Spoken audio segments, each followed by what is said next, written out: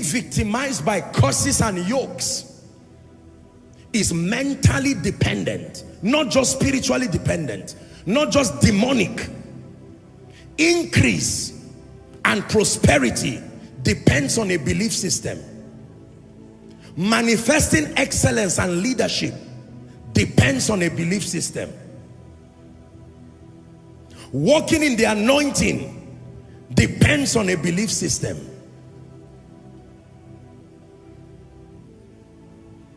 You can be saved and still be a victim of limitations and frustrations.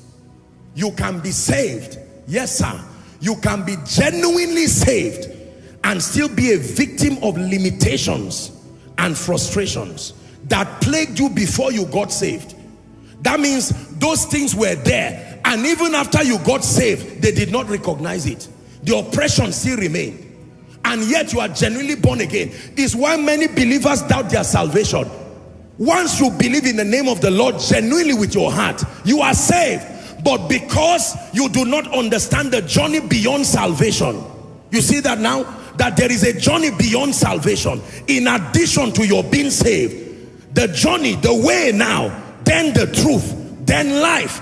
You will find out that at a point you say, look, I'm just going, I don't think I'm a child of God. I don't, my salvation is not authentic. It is. But it is that the knowledge of God has not been exalted in your mind above every other knowledge. Are we together? Do you know why you come to church every week? It is that project called transformation. What you are receiving now, there is an ascendance. There is a warfare happening in your mind. That's the reason why sometimes you hear some things and you're like, this thing is hard. Should I believe? Should I not believe? Other mindsets that are there. When you see people, respect them and honor them. Carry a gift and go and give your boss and your superior, whether you like them or not, and say, thank you for the privilege of working here. Your belief is on me. That belief system, but by the time you keep hearing and hearing, you see what is happening? One day, the Spirit of God, who is aiding that transformation process, brings you to a point where that exaltation happens. Let me tell you, there is an energy, there is a force that begins to emanate from you. That force is what draws bad friends to people or draws good friends. That force is what draws gifted people to ministries. There are ministries that will never lack gifted people. It is a grace, but the grace comes through a mindset. There is an above only mindset. Are we together now? The Bible is a compendium of mindsets, giving you a chance to choose the one you will use with the wisdom of an architect to design your life. You shall be exalted above all the nations of the earth. These blessings will come upon you. It's a mindset. When men say there is a casting down, they are not verses, they are mindsets. You can buy them with humility and place them and begin to ward the limiting mindsets. Oh, I think I don't. It's a mindset. Why is it unnecessary? It's a mindset. It leads people away from God. You see that? It's a mindset. But the owner, the holiest person of all, owns the earth and owns everything. And yet, he did not backslide by owning the earth. The cattle on 1,000 hills belongs to him. And yet, his holiness did not diminish with the presence of these things. So where did you get the mindset that increase and abundance just diminishes you? No, it reflects something that is already within you. You don't need to have money to not be serious with God. Are you seeing that now? It's a mindset. Oh, increase does not matter. It doesn't matter whether crowds of people come, it does not. It's a mindset. When you know that salvation is for all men, salvation is a business of numbers.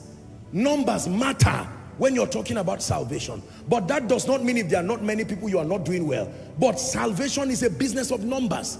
So you would see men like our father in the Lord, Daddy Gio. He would say, plant churches around, let there be soul winning. And at his age, he's still going around holding light up campaigns. I've had the honor of preaching in one, I think at least one of them. And in my mind, I'm thinking, I'm a young man, but what is such an old man doing? It's a mindset. One day I remember telling one of his people and said, please tell daddy to rest. And he said, don't waste your time. He will not rest. He said, we'll rest when we go here, when we go out of this world. It's a mindset. Another lazy young man has an arrival mentality with 1 million naira. It's a mindset. Another arrogant preacher with nothing is a mindset. Joshua Selman, arrogant at this level, but there's somebody who never arrives. Arrival is a mindset. The passion to continue is a mindset. And all of these mindsets exert energy. Let me tell you, you are being affected by my mindset. If I plateau, you will be surprised that the little you have done, you will become comfortable. When you see champions continue, it swallows up what you are doing, and you go back and say, my God, if this person can do like this. It's a mindset.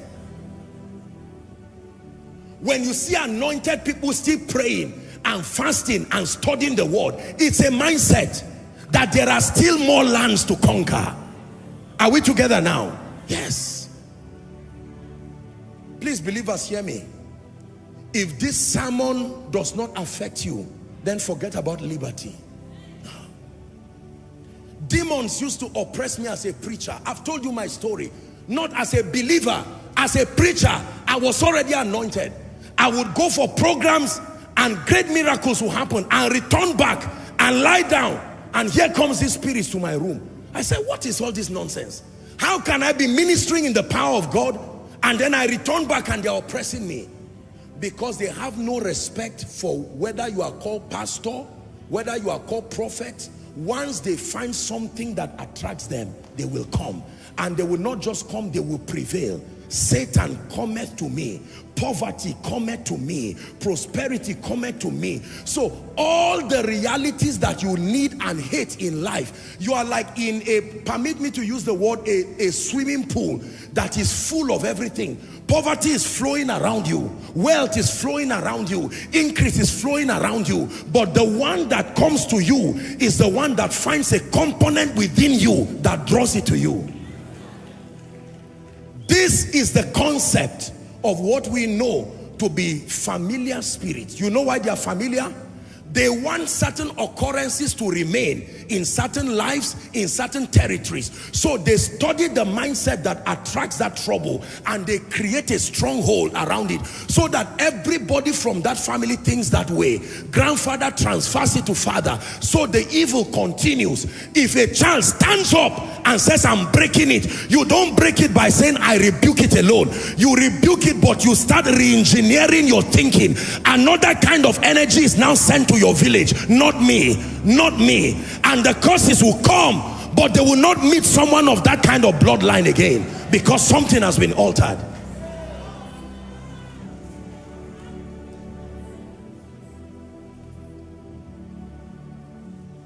Are we together? Here, I wrote something here. Pastors and ministers, with all due respect, must realize the sensitivity of the roles that they play in literally determining the destinies of people, and by extension the destiny of a nation. I think it was last year or so, I was in the US, and one of the things I was studying was what made the US the US, at least in its state of glory that we know. I didn't just want to celebrate, because I believe that I have a contribution to helping Nigeria, helping Africa to become a reflection of the glory of God. And it will not just happen by preaching verses. There was a mindset. Last I traveled to the US, I had the opportunity to travel and pray where America started. And I had the opportunity to visit the monument of the forefathers. And I saw a few things that were written there. The tenets that were the foundations of America. I said, this is it. This is it. No nation. Please listen to my message, how nations are built. It was an Independence Day message. How nations are built. Their policies. Policies are products of mindsets translated into law. Are we together? If you believe in equality, you believe in excellence, it's a mindset. You will simply articulate it and write it. It becomes part of your constitution. So if Africa is the way we are, the problem is not just the troubles that we have around. We have to go back and re-examine the frame, the foundation Upon what? Listen, you must have the courage to probe your belief systems. How did we get here? Who believed what that made this kind of nonsense? Are we together?